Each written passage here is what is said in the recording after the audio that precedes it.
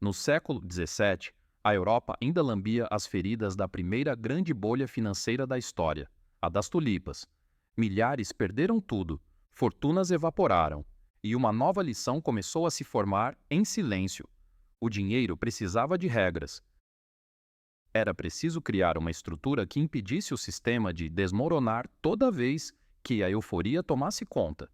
Foi desse vazio, desse medo do descontrole, que nasceria uma das instituições mais poderosas do mundo moderno, o Banco Central. O comércio global crescia rapidamente. O ouro espanhol, a prata mexicana, o cobre sueco circulavam por toda a Europa. Mas o sistema era caótico. Cada reino cunhava sua própria moeda. Cada cidade decidia o quanto ela valia. E, em tempos de guerra, os reis faziam o inevitável.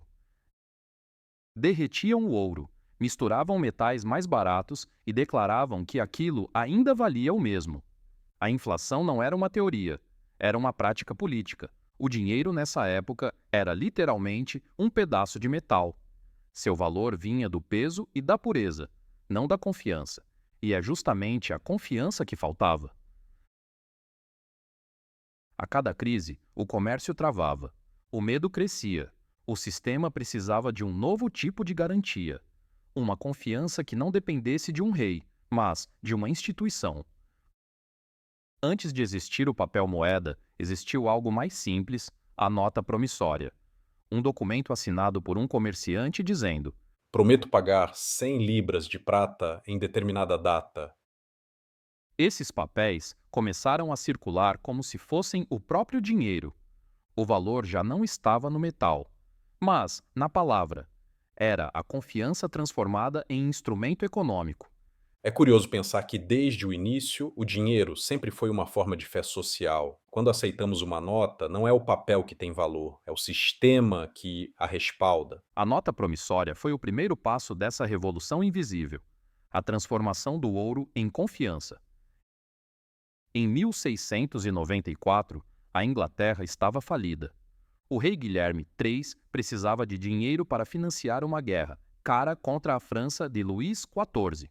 O tesouro estava vazio, os impostos já eram impopulares e ninguém mais confiava nas promessas da coroa.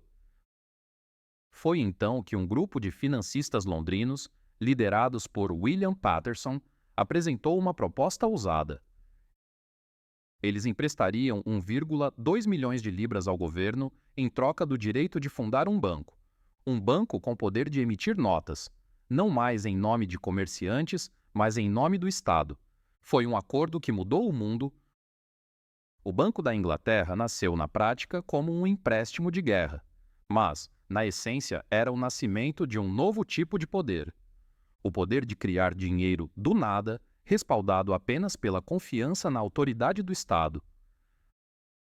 As notas emitidas pelo Banco da Inglaterra começaram a circular rapidamente. Elas não tinham lastro físico imediato, mas tinham algo mais valioso: o selo real. A população confiava nelas porque representavam o governo. Com o tempo, as pessoas deixaram de usar moedas e passaram a usar papel. Era prático, leve e, sobretudo, oficial. A confiança individual deu lugar à confiança institucional. A partir daí, a relação entre dinheiro e poder político se fundiu. O Banco da Inglaterra não era apenas uma instituição financeira, era uma ferramenta de política econômica, de guerra e, principalmente, de influência global. Quem controlava a emissão de dinheiro, controlava o ritmo da economia. A fórmula inglesa deu certo. Em pouco tempo, outros países seguiram o exemplo. A Suécia criou o Riksbank, o primeiro banco central formal do mundo. A França, o Banque de France. E, em 1791, Alexander Hamilton fundaria o primeiro banco central dos Estados Unidos. O princípio era o mesmo: controlar o crédito, proteger a moeda e evitar o caos. Mas havia um dilema. Toda vez que um governo ganhava o poder de emitir dinheiro, ele ganhava também o poder de distorcê-lo. Em tempos de guerra, era tentador imprimir mais. Em tempos de recessão, era tentador manipular as taxas. O dinheiro, que nasceu como símbolo de confiança, tornava-se também um instrumento de poder. A história econômica do mundo moderno passou a oscilar entre dois extremos: a fé no sistema e o medo de que ele desmorone. Em 1929, o colapso da bolsa mostrou o que acontece quando o crédito cresce demais. Em 2008, séculos depois, o enredo se repetiria, só que com outros atores e a mesma moral. Confiança demais pode ser tão perigosa quanto confiança de menos.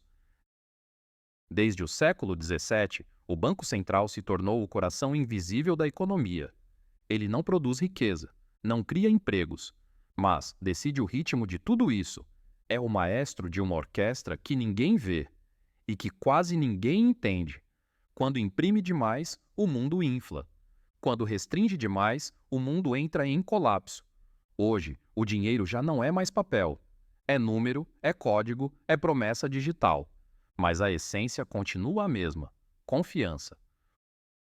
Confiamos que o governo manterá o valor da moeda, confiamos que o Banco Central tomará decisões racionais, mas essa confiança continua sendo uma escolha, uma crença coletiva construída séculos atrás. Quando olhamos uma nota, um saldo bancário ou até uma criptomoeda, estamos diante da mesma pergunta: quem garante que isso vale alguma coisa? E a resposta, no fim, continua sendo a mesma desde 1694. Alguém, em algum lugar, promete que sim. O Banco Central nasceu do medo do colapso, cresceu com a promessa da estabilidade e se tornou o guardião de algo que não se pode tocar: a confiança. Esse é o ecos do capital. Quando o tempo fala, o capital responde.